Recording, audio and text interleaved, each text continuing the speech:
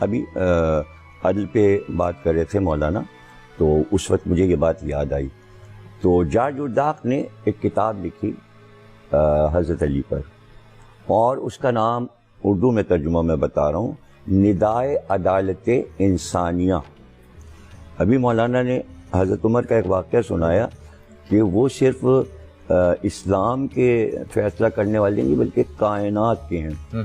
بے شک. تو اس نے یہ لکھا کہ علی عدالت انسانی کے فیصلہ کرنے والے، ماشاءاللہ. یعنی آواز آ رہی ہے انسانی عدالت میں علی علی.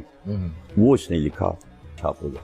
اس کی کتاب چھپی، 123 ایڈیشن اس کے کتاب کے آئے.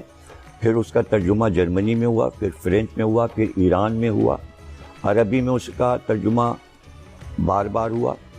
اور اس کے بعد جب عراق کتاب پہنچی تو اس دور میں آیت اللہ محسن حکیم صاحب تھے. انہوں نے اپنے طلباء سے کہا کہ اگر تمہارے کو پیسے نہیں ہیں تو کپڑے بیچو اپنے اور یہ کتاب خرید کے پڑھو. اس کا صرف ایک جملہ پہلے باب کا میں سنا رہا ہوں. جی جی جی. باب شروع کرتا ہے، وہ کہتا ہے، ایسے وہ بڑے انوکھے انداز سے ہر باب کو شروع کرتا ہے.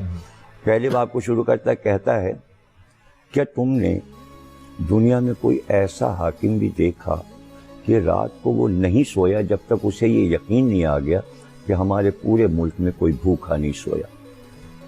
کیا ہے سالم دیکھا؟ اس طرح وہ شروع کرتا ہے. تو